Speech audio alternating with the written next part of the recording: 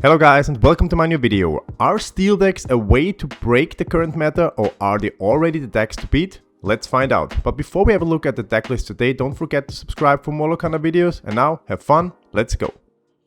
Starting off with Amber, Steel Song, and I've changed quite a bit from my initial week 1 deck list. We've seen the staples like Ursula, Vanessa, Angel for giving us the opportunity to play a 3-cost singer in turn 1 if we are on the draw.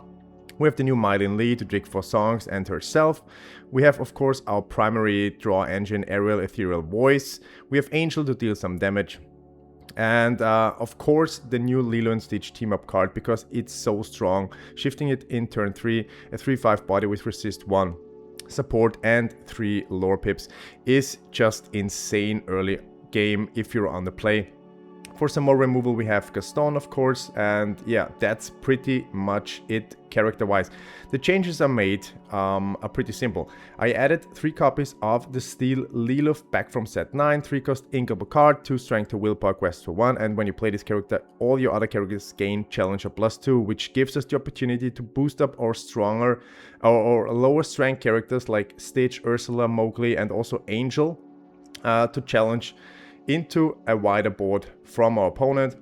And what she also does is giving us another shift target for the Lilo and Stitch team card. And also we have quite a few alien cards in this build. We have the 1-drop Stitch, we have Angel Singer, we have the Steel Angel dealing damage. When she quests, one alien character gets +2 challenger and can challenge into ready characters, which can be really crucial and strong later on in the game. If your opponent threatens game, you can then challenge into ready characters and take this character out. Let's have a look at the song package. One interesting choice here, but the rest is pretty much standard. We have 3 copies of World's Greatest Criminal Mind to take out heavy, strong characters. We have Akuda the Moody to cheat out characters early on. We have Strength of Raging Fire, He Hurled His Thunderbolts, and 3 copies of Look at This Family, a 7-cost inkable Sing Together song. We can look at the top 5 cards and get us the 2 character cards we need right now into our hand. So if we need removal with Gaston, we get a Gaston. If we need more like card draw, we can get Ariel. We can, if we want to dig for more songs, Mylin, whatever. So this card is really, really huge, and we can build up strong singers early on in the game with Angel, with Ursula. For example, we can sing this song in turn 3 already. And now the tech card. For all the red, yellow decks, I find them, I flatten them. 4-cost inkable song, banish all items. So we can just take away their draw engine with Webby's Diary. And I find this card so useful and so important in this matchup, because they just steamroll us. They control the game, they build up their draw engine, and then later in the game they have so much card advantage with all the boost cards and Webby's Diary. And with 1 copy of Find Them and Flatten Them, I found I can take away their draw engine early on or later in the game and just dry them out and win the game. So if you want to copy this Steel Song list, you will find a link which leads you to always the latest version of my decks on my Lorcana deck page, and we jump to the next deck I got for you today. So next up, Ruby Steel Challenger, and this color combination has a wide history. We had Mushu, we had songs, we had locations most recently, but new into the mix is Ruby Steel Challenger with supers, and I think this might be the way to go now. And maybe it's not enough for a big tournament, but in your local league you can surprise your opponents with this deck. I've changed a couple things from my initial week 1 list, as always, like testing stuff and then changing stuff. I added more removal with Strength of a Raging Fire and more card draw with Medallion Weights, 2 copies of the 2-cost item. If you exert it, pay 2, you can give chosen character +2 strength, and whenever they challenge another character this turn, you may draw a card. Which can be really good because we can re-ready characters with this build, so you can draw a bunch of cards in a turn. I also included the Mulan Shift package into this deck. Not only gives this version us the opportunity to remove items ourselves with the new 4-cost inkable Windling Mulan, 3 strength, 3 willpower quest for 2, and when you play this character or for other Floodbone character you may banish chosen item, but also the Mulan Shift line with Mulan Elite Archer. It has never really worked, so no one expects it to come, and this is great on curve. You can play 1, 2, 3, 4, shift Mulan Elite Archer in turn 5 and take care of the entire opposing board, because we have also cards challenging ready character with one last hope. Mulan Elite Archer is not reliant on like exerted characters. She can also like challenge into ready characters with one last hope and dealing lots of damage in this build. The rest is pretty much like Mr. Mrs. Incredible, Dash Par, Violet Par, and all this package surrounding the Incredibles cards, which are insanely strong. Miss Incredible, the legendary one, is a pretty awesome card. 7 cost inkable card, 5 strength, 4 willpower, quest for 3. Your other characters gains resist +1, so she just makes your characters more sturdy while challenging.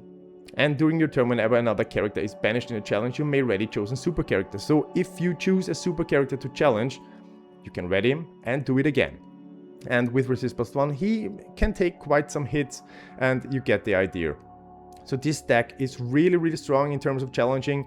And what I also added is the Lilos, the Steel Lilo, boosting up all of the characters, giving +2 challenger, which can be really strong. We don't have any aliens here in this build, but still, in terms of challenging, this deck is really strong, and I found like we need more damage dealing for ready characters, so I added 3 copies of Strength of Raging Fire, which gives us the opportunity to deal damage even though your opponent doesn't exert. The rest is pretty much like you've seen in week 1 decklist. If you want to copy it, you always find a link in the video description below, and we go to the third steel deck I have for you.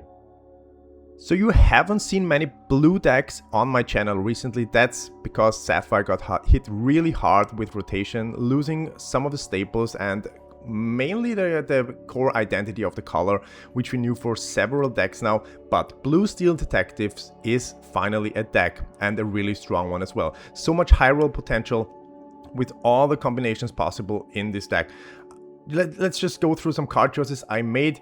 You might have seen some similar lists like this, but I found, including Mickey Detective, the ramp one, in turn 3, gives us the opportunity to shift the new team up card, the Blue Steel Darkwing Duck Launchpad card, in turn 4 already, and do some nasty stuff. Because it is at ward, 5 strength, 7 willpower, quest for 2, and during your turn, whenever this character banishes another character in a challenge, you gain 2 lore.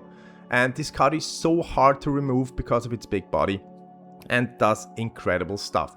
Other cards I really want to mention in this build is the 6 cost Judy Hopps.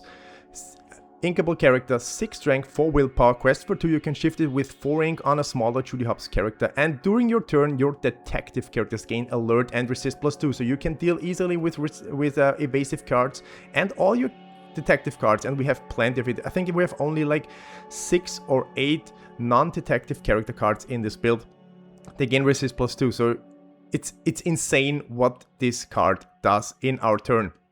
And yeah, like I said, there are pretty insane like play lines possible with this build. You can play Darkwing Duck in turn 1, you can play Launchpad in turn 2, ramp with Mickey in turn 3, and then just shift your Darkwing Duck Launchpad card in turn 4 ready, and you have such a good board, sturdy board, or whatever.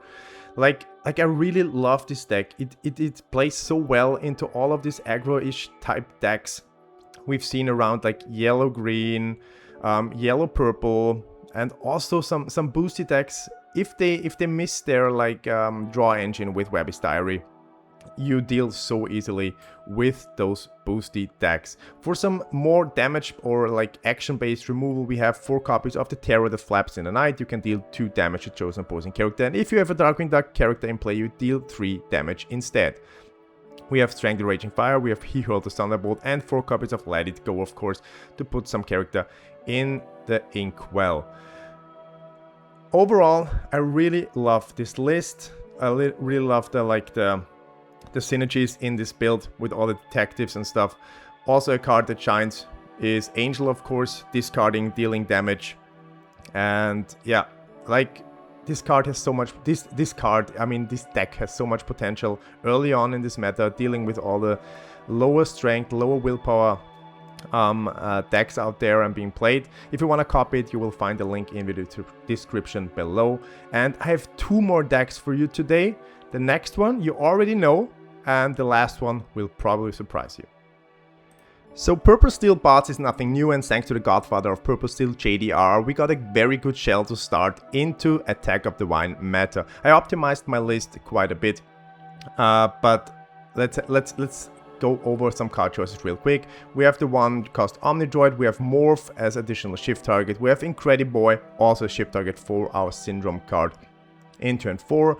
I have the Violet Power shift package in my deck as well, because her resist is such a good addition to all the Eleanor decks we've seen running around. Of course, one of the best purple cards. We have Cheshire Cat, moving some damage and going past resist, because a lot of decks playing also resist cards right now, and you want the Cheshire Cat to move the damage you can take from one of your bigger bodies, like all the Omnidroids we have in the deck, and just move it to one of the opposing characters. We have Angel for additional damage.